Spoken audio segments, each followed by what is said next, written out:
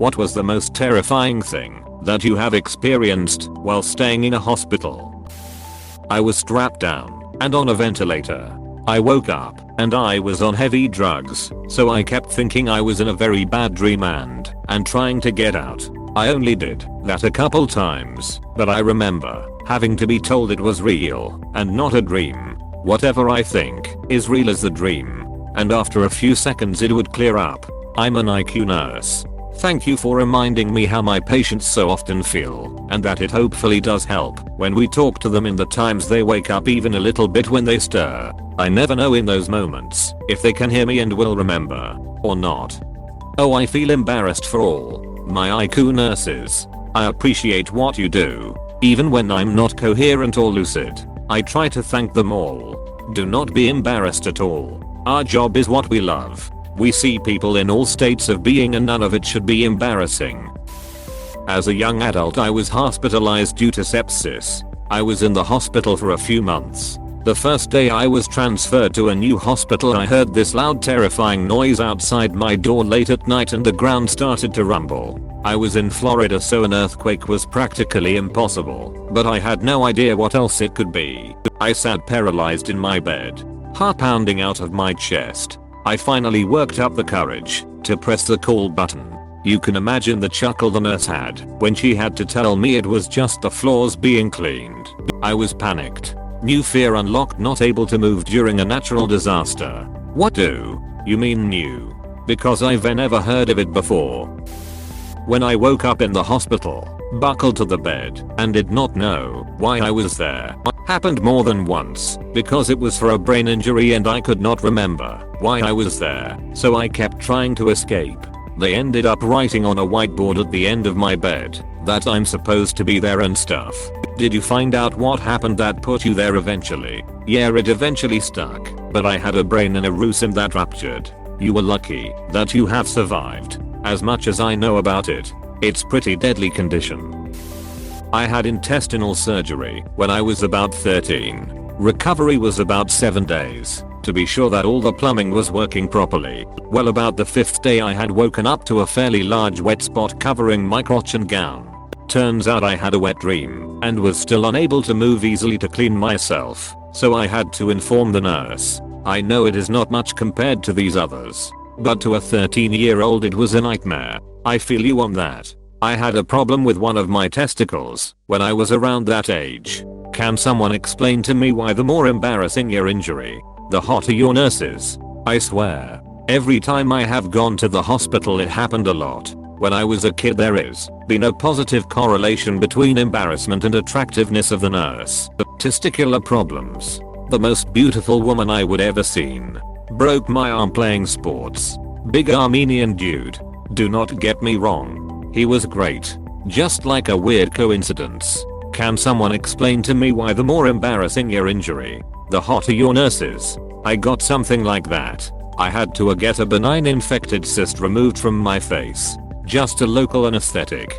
The surgeon asks me beforehand if his intern can watch the procedure to learn. I'm like, yeah sure man, the more the merrier. Anyway, he said interns, and I heard intern, singular. So then 3 drop dead gorgeous girls walking on me getting my face cut open. Blood and pus oozing down my cheek. The anesthetic paralyzed half my face so there is not oozing out my nose and spit dribbling down my chin. All the while the surgeon is asking me questions and I'm garbling replies. You must have nightmares. My wife used to work as a psych nurse at a hospital in the city we lived in. She was on the floor on the 4th of July about 10 years ago. I get a call from one of her coworkers telling me she'd been assaulted by a patient. She took a pretty good sucker punch and was down in the air to get checked out. Well, I am with a couple of my friends and we all head in to see how she's doing. We sitting with her as she's laying in one of the beds. When we hear this awful wailing, we turn around and there's this kid, maybe mid-teens. I can see the blood on his arm, running down and straining his clothes in the gurney. Turns out, he had blown his hand to shreds playing with fireworks. The screaming was extremely unnerving. My wife was okay, but that poor kid was not. I just shuddered. When I was in high school, there was a kid who lost one of his eyes because of playing with fireworks. I did not even think about what the air trip must have been like for him and his parents before now. Was about 12 years old, got bit by a poisonous spider. In for it. The guy in the next curtain was apparently shot and stabbed with knife still in him.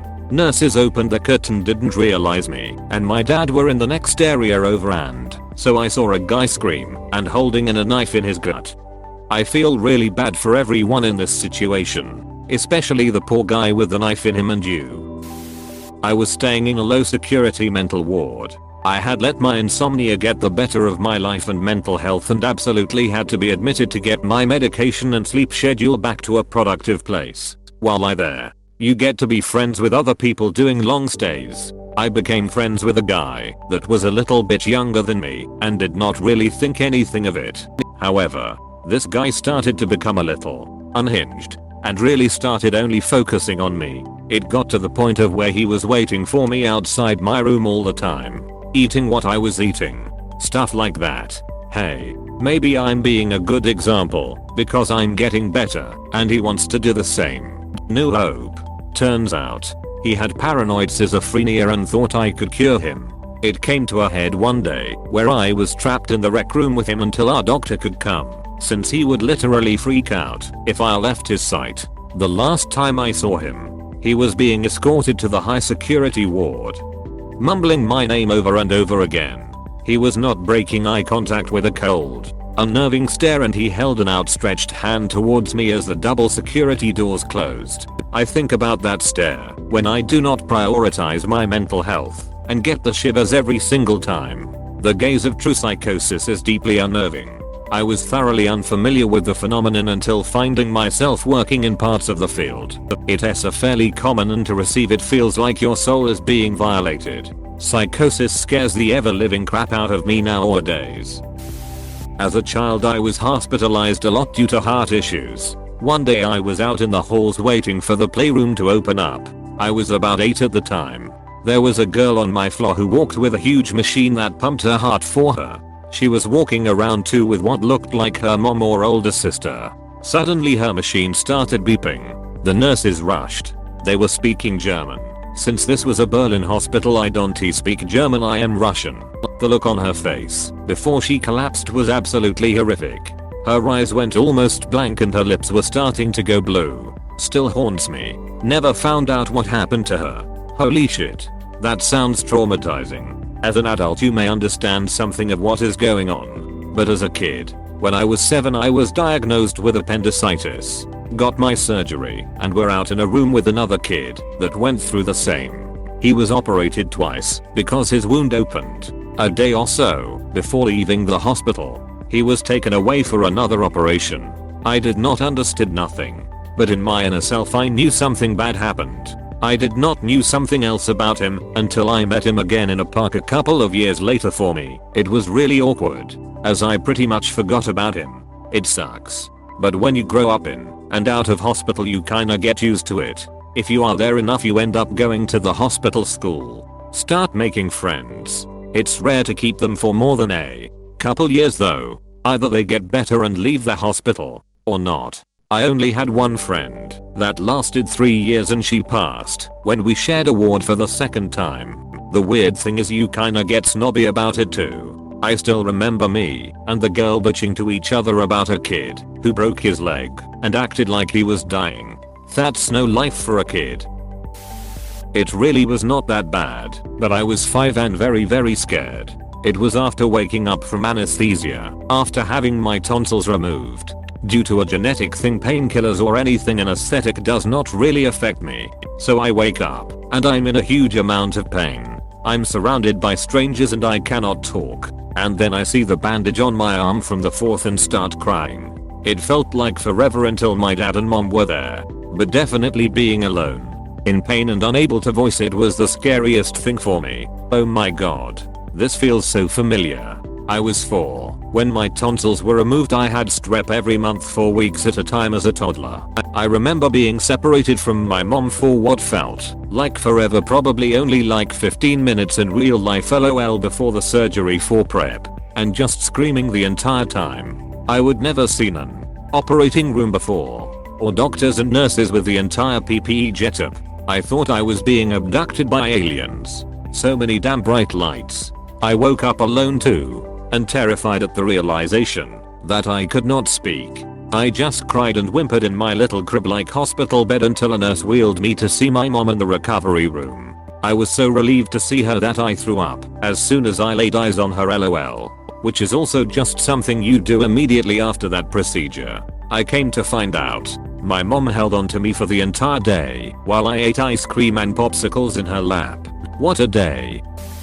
Toward the end of my father's life, he had terminal cancer. We had to take him to the emergency room.